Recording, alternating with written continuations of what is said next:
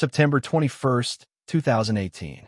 A crisp autumn day in the suburbs of St. Louis, Missouri.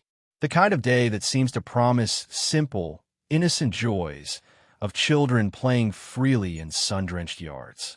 But for the Miller family, this day would become an eternal freeze frame of terror, a moment where the world as they knew it shattered into a million painful shards.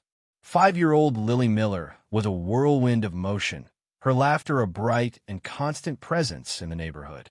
She was playing in the front yard, a place she considered her kingdom, a familiar and safe patch of green just steps from her front door. She was chasing after fireflies that had come out in the early evening, a small, vibrant figure in a bright pink dress. Her father, Mark Miller, was inside, just out of view but well within earshot, a comfortable proximity he had come to rely on. He was making dinner, the mundane sounds of a bustling kitchen a soundtrack to a family's peaceful evening. He called out to her a simple, 5 more minutes, sweetie, and received her happy, high-pitched response in return. But when he went to the front door moments later, the silence was deafening. The yard, once full of a child's gleeful energy, was now empty. Lily was gone. The shock was instantaneous, a jolt of ice-cold dread that coursed through Mark's veins. He called her name, the initial casual tone quickly giving way to a frantic edge. He ran to the backyard, checked the swing set, the small slide, the playhouse. Nothing. He raced to the neighbor's yard, his heart a frantic drum against his ribs. The other children were still playing, their faces a mix of confusion and concern as Mark's panic became palpable. The disbelief gave way to a cold, hard panic, a gut-wrenching certainty that something was terribly wrong. This wasn't a child who had wandered off. This was a child who had vanished. The first 48 hours are the most crucial in any missing persons case, a frantic race against the clock where every second counts. The Miller family's immediate call to the police launched a response of incredible scale and urgency. The quiet, suburban street was instantly transformed into a command center. Patrol cars lined the curbs, their flashing lights casting an unsettling strobe effect on the manicured lawns. Helicopters thrummed overhead, their powerful searchlights sweeping across the neighborhood, turning night into an eerie, manufactured day. The community, shattered by the news, mobilized instantly. Hundreds of volunteers, their faces etched with fear and grim determination, fanned out across the area. They scoured every bush, every ditch, every inch of ground for any sign of the missing girl. They called out her name, their voices mixing with the relentless thrum of the helicopters and the distant wail of sirens. But the search yielded nothing. There were no signs of a struggle, no discarded toys, no footprints that didn't belong to the neighborhood children who had been playing moments before. It was as if Lily had simply ceased to exist, her disappearance a perfect, horrifying void in the fabric of the community.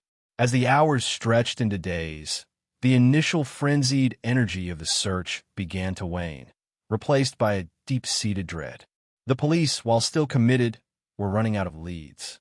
The local and national news media, drawn by the tragic and baffling nature of the case, descended on the quiet street, turning the Millers' personal nightmare into a public spectacle. The cameras and microphones amplified the family's grief, their tearful pleas to the public for help, their desperate hope a stark contrast to the grim reality of the situation. The FBI was called in, their seasoned investigators bringing a new level of expertise to the case. They conducted a meticulous search, a forensic examination of the entire neighborhood, looking for even the smallest piece of evidence.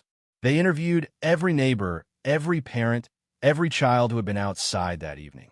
But the answers remained maddeningly out of reach. There were no witnesses who had seen anything suspicious, no cars that seemed out of place. The narrative was a series of closed doors, a frustrating trail that went nowhere. The initial theories were numerous, each one more unsettling than the last. Had she been abducted by a stranger, a predator who had been lurking in the shadows, waiting for an opportunity? Was it a non-custodial parent? Lily's parents were together and had no history of conflict. The most chilling possibility was that she had been taken by someone known to the family or the neighborhood, a wolf in sheep's clothing hiding in plain sight.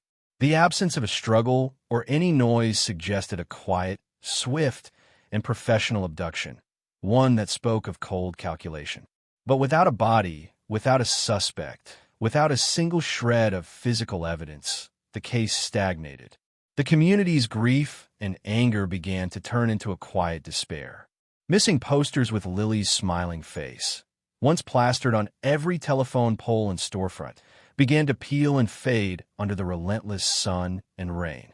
The once bustling command center in the neighborhood dissolved, the police cars and media vans leaving a haunting silence in their wake. For the Miller family, the passage of time did not bring healing. It only deepened the wound, transforming their lives into a perpetual state of limbo. Every day was an exercise in agonizing hope and soul-crushing despair. Their home, once filled with the joyous echoes of their daughter's laughter, became a shrine to her absence, a mausoleum of what might have been. The case was never officially closed, but for all intents and purposes, it had gone cold. Lily Miller had become a ghost story, a tragic tale whispered in the neighborhood, a painful reminder of the fragility of safety and the unpredictability of evil. The mystery of what happened to her on that beautiful autumn evening seemed destined to remain unsolved. A perfect crime hidden in plain sight, a dark secret held by someone who walked the same streets, lived in the same community. The truth, however, would eventually be revealed, not by a seasoned investigator or a lucky break, but by the quiet, mundane actions of a man who had lost everything. 5 years passed. The pink dress Lily Miller had been wearing that night, once a vibrant symbol of her life, had long since faded from the collective memory. The missing posters were gone, and new children's laughter now filled the streets. To the outside world, the Lily Miller case was a tragedy in the past tense, a cold case gathering dust on a shelf in a detective's office. But for her father, Mark Miller, the passage of time had done nothing to heal the gnawing emptiness. It had only hardened his resolve, turning his grief into a quiet, simmering obsession. He had never stopped looking. He was a man consumed by the what-ifs, the could-haves, the what-must-have-happens. He walked the same streets every day, not for exercise, but as a ritualistic search, his eyes scanning every detail, every shadow, every familiar face with a new, cynical suspicion. The neighbors who had once been friends now felt like strangers, their polite hellos a polite avoidance of the painful truth that still hung in the air. The man who lived next door, a seemingly quiet and unassuming man named Stephen, was a particular source of unspoken tension. Stephen's yard, a manicured oasis of perfect green grass and well-maintained shrubbery, was a stark contrast to the untamed wilderness of Mark's own grief. Stephen owned a German shepherd, a large, well-behaved dog named Max, and had built a sturdy, chain-link kennel in his backyard, just a few feet from the shared property line. It was a seemingly innocuous detail, a simple structure for a family pet. But to Mark Miller, every detail was a potential clue, a piece of a puzzle he had spent 5 years trying to solve. He had never been a suspicious man, but the events of that evening had twisted his perspective, leaving him with a perpetual sense of unease. He had a memory, a flash of an image from that night, of seeing the back of Stephen's German shepherd near the fence. He couldn't be sure, but the memory, so small and insignificant on its own, had grown into a nagging itch he couldn't scratch. The dog's kennel became a point of fixation for him, a symbol of the unknown, the apathetic silence that had swallowed his daughter whole. On a particularly difficult afternoon, overcome by a familiar wave of despair, Mark found himself walking the length of his backyard, staring at the neighbor's property. The dog kennel was in a state of disrepair, the roof slightly caved in from a recent storm. Stephen, a man who prided himself on his pristine lawn, had left it untouched for days. A strange detail for such a meticulous man. Driven by a desperate, irrational impulse, Mark decided to approach the fence. He peered through the chain link, his eyes drawn to the kennel. The dog was not there, which was also unusual. As he looked closer, he noticed something odd. The ground beneath the kennel, which should have been relatively flat and compacted, was uneven, with a small, raised mound of dirt near the center. It was a small detail, but in a world of small details, it stood out like a sore thumb. He called Stephen over, feigning concern about the dog, and mentioned the strange mound of dirt. Stephen's reaction was immediate and unsettling. He became defensive, his tone sharp, his body language closed off. He quickly dismissed it as nothing, a simple settling of the earth. But the shift in his demeanor, the flash of something akin to panic in his eyes, was a stark red flag. A suspicion, once a tiny seed of doubt, began to blossom into a cold, hard certainty in Mark's mind. He went back inside, his heart pounding a frantic rhythm against his ribs. He couldn't shake the feeling that he was standing on the precipice of a terrible discovery. The mound of dirt, the uncharacteristic neglect of the kennel, the defensive reaction of his neighbor, it all pointed to a truth too monstrous to contemplate. The silence of 5 years was about to be broken, and the sound would be a thunderous roar. Mark knew he couldn't confront Stephen directly, not without proof. He had to be smart. He had to be careful. He called the police, not with a plea for help, but with a precise, chilling report. He told them about the strange mound of dirt beneath his neighbor's dog kennel and the unsettling behavior of its owner. The detective on the other end of the line, a man who had worked on the Lily Miller case from the very beginning, recognized the quiet, determined authority in Mark's voice. He had seen the man's pain, his obsessive search, and he trusted his gut. A search warrant was issued, and within hours, the quiet suburban street was once again a hive of police activity. The flashing lights were back, but this time, they were focused on a single property, a single, unassuming dog kennel that held a dark and terrible secret. As the officers approached Stephen's home, they were met with a man who had completely changed his demeanor. The calm, collected neighbor was now a terrified and desperate man, his face pale with dread. He had been caught, and he knew it. The jig was up. The climax of this 5-year-long nightmare was about to begin, and it would not be a story of finding Lily, but a story of finding her resting place. The story of a father who never stopped looking and a neighbor who never stopped hiding, and a dark truth that had been festering just a few feet from where the tragedy began. The search, once so widespread and desperate, had been narrowed down to a single square of ground, and the final act was about to play out, forever changing the meaning of home. The search warrant was executed with quiet precision. Police officers, accompanied by forensic experts, descended upon the backyard of Stephen, the neighbor who had become the prime suspect in the blink of an eye. The atmosphere was thick with tension, a silent acknowledgement that this was not a routine investigation. The air was heavy with the weight of 5 years of unanswered questions, of a family's unyielding grief, and of a community's enduring horror. The focus of the entire operation was a single, unremarkable dog kennel, a flimsy chain-link structure that now seemed to loom over the backyard with a sinister presence. The officers carefully moved the kennel aside, revealing the ground beneath. It was exactly as Mark Miller had described, a small, strange mound of compacted, uneven earth. It was a detail so minor, so easily dismissed. It was the key that would finally unlock the terrible truth. The forensic team began their excavation, their movements slow and methodical, each scoop of soil a moment of excruciating suspense. They used specialized tools, their work a delicate dance of science and anticipation. The silence in the backyard was profound, broken only by the quiet hum of equipment and the soft scrape of their shovels. They dug deeper, the mound of dirt slowly diminishing as they worked. Mark Miller stood at the edge of his own property, a silent sentinel, his face a mask of grim determination. He watched, his heart a raw, bleeding wound to his chest. He had known this moment was coming, had felt it in his bones for 5 long years. But knowing and seeing were 2 different things. The reality of it was a crushing weight. His mind replayed every moment, every interaction with Stephen, every casual wave and shared word, and a cold wave of nausea washed over him. How had he missed it? How had a monster been living so close, hiding such a horrifying secret just feet from his own home? The answer was simple and terrible. Stephen was an expert at hiding. He had lived his life in a facade of normalcy, his quiet demeanor a carefully constructed shield for a monstrous secret. As the excavation continued, the first pieces of the truth began to emerge.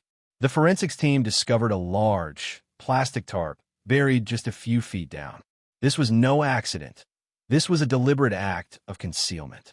As they carefully peeled back the tarp, the air itself seemed to grow colder. And then, the grim discovery was made. The remains of a small child, buried in a shallow grave. A haunting, final resting place for a life that was taken too soon. A small, faded pink dress, its color barely discernible from the surrounding soil, laying near the remains. It was the dress Lily Miller had been wearing on the day she disappeared. The sight was a final, gut-wrenching confirmation of Mark Miller's worst fears.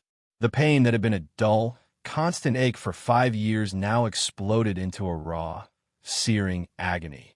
The hope he had so desperately clung to, the fragile belief that his daughter might still be alive somewhere, was brutally extinguished. The scene was now a full-blown crime scene.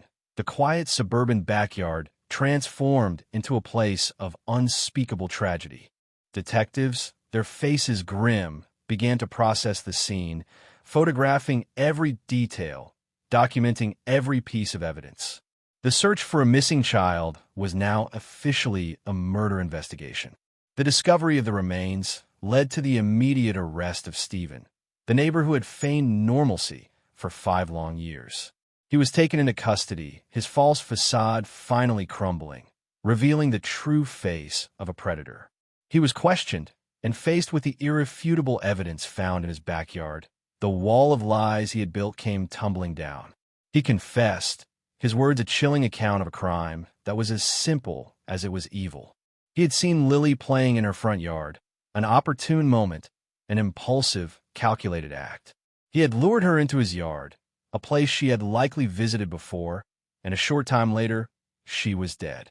He had buried her beneath his dog kennel, a place he knew would be secure, a place that would never be disturbed, a place that seemed to be the perfect hiding spot. The final act of his crime was the building of the dog kennel itself, a mundane, everyday construction project that served as a final, macabre burial marker for his victim. The details of the confession were a punch to the gut for the community, a horrifying revelation that the monster they had been searching for had been living among them all along. The quiet man who waved and smiled had been a cold-blooded killer. The tragedy of Lily Miller's disappearance was not a story of a random act of violence, but a calculated, horrifying betrayal of trust. The story was a testament to a father's unwavering love, a love that had driven him to look for his daughter for 5 long years, and a love that had finally led him to the place where she had been waiting all along. The silence was finally broken, and while the truth was agonizingly painful, it was finally a form of closure, a final, terrible answer to a question that had haunted a family and a community for what felt like an eternity. With Stephen's confession and the recovery of Lily's remains, the 5-year-long nightmare of a community was brought to a brutal and definitive end. The media returned to the quiet street, but this time the focus was not on a search, but on the confirmation of a heinous crime. The once puzzling disappearance was now a solved murder, and the narrative shifted from a mystery to a morbid account of betrayal. The details of Stephen's confession were leaked to the public, each one a fresh stab in the hearts of those who had known and loved Lily. The lack of dialogue in the initial script was a perfect metaphor for the silence that had surrounded her death, a silence that Stephen had meticulously crafted and maintained. But his confession was a torrent of words, a cold and unfeeling account of a crime that had a devastating ripple effect. He had not been a stranger, but a neighbor, a man who had often exchanged pleasantries with Mark and his wife, a man who had watched Lily play in her yard from the safety of his own home. He had lived his life as if nothing had happened, his secret a heavy weight he carried with a chilling, almost mundane ease. The dog kennel, once a simple structure for his pet, now stood as a permanent scar on the landscape of the neighborhood, a physical reminder of the evil that had festered in plain sight. It was a symbol of how easily a person could hide in a world that assumes good intent. The forensic evidence recovered from the burial site was meticulously analyzed, corroborating Stephen's confession. The remains, while a grim sight, provided the final, undeniable proof. The pink dress, the small bones, the lack of any significant trauma that would have suggested a public struggle. It all fit with the story of a swift and silent abduction. The discovery was not just a legal turning point. It was an emotional one for the Miller family. The agonizing limbo was finally over. The funeral, a somber and heartbreaking affair, was a final farewell to a life that had been tragically cut short. The community gathered, not in a frantic search, but in a quiet, collective grief, finally able to mourn a child who had been lost for 5 long years. But the closure was not without its own pain. The knowledge of where Lily had been, just a few feet away, was a source of endless torment for her father. Every time he looked out into his own backyard, he would see the ghost of what lay on the other side of the fence. The juxtaposition of their seemingly normal lives, Stephen living, breathing, and walking among them, and the horrifying reality of what he had done was an impossible truth to reconcile. The emotional toll of this discovery on Mark Miller was immense. The grief he had carried for 5 years now had a face, a name, a neighborly smile that had been a cruel mask for a monstrous soul. The case of Lily Miller became a powerful cautionary tale, a grim reminder that evil doesn't always wear a hooded cloak or lurk in the shadows. Sometimes it lives right next door, a quiet, unassuming figure who waves hello and mows his lawn on the weekends. The narrative, once a mystery, now a tragic history, served to highlight the chilling truth that some of the most horrifying crimes are committed not by a stranger from a far-off land, but by a person who lives just on the other side of a flimsy, chain-link fence. And in the end, it was not the police or the FBI who solved the case, but the relentless, unwavering love of a father who refused to give up, who looked under a dog kennel and saw not just a mound of dirt, but the terrible truth he had been searching for all along. His journey from a bewildered, grieving parent to a relentless, amateur detective became a symbol of a parent's unbreakable bond and the lengths to which they will go to protect and avenge their children. The story of Lily Miller is a story of a tragic end, but also a testament to the power of a father's love, a love that transcended time, silence, and the ultimate act of betrayal. The conviction of Stephen was a mere formality.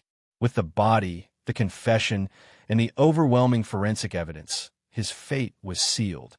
The court proceedings were a painful, public reliving of a nightmare, a legal post-mortem of a life cut short and a community's shattered innocence.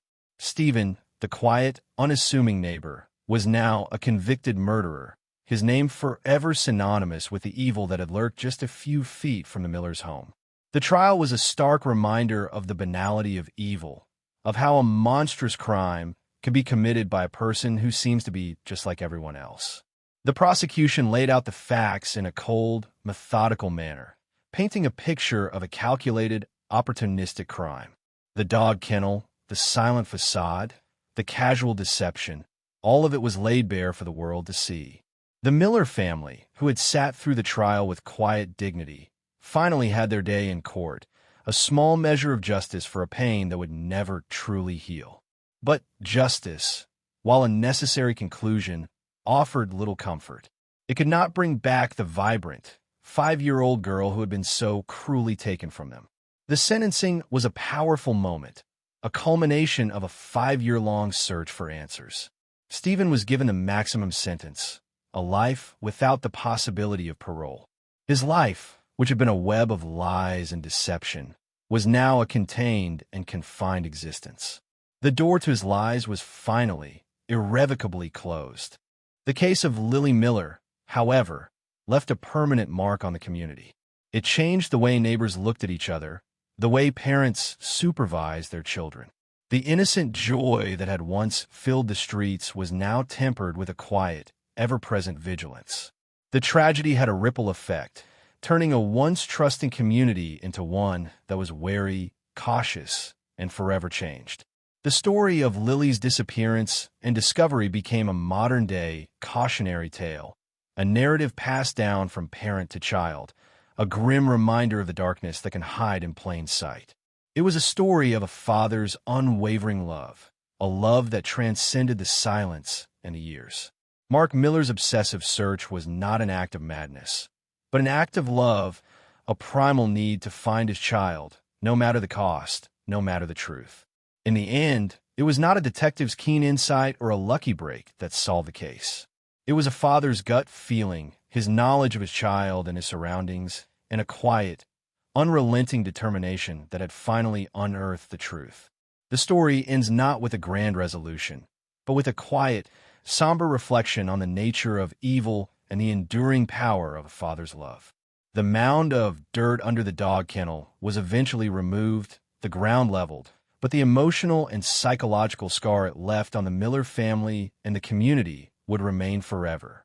The silence that had once filled the Millers' home was now replaced by the quiet hum of a new, painful normal, a life without Lily, but with the terrible, certain knowledge of what had happened to her.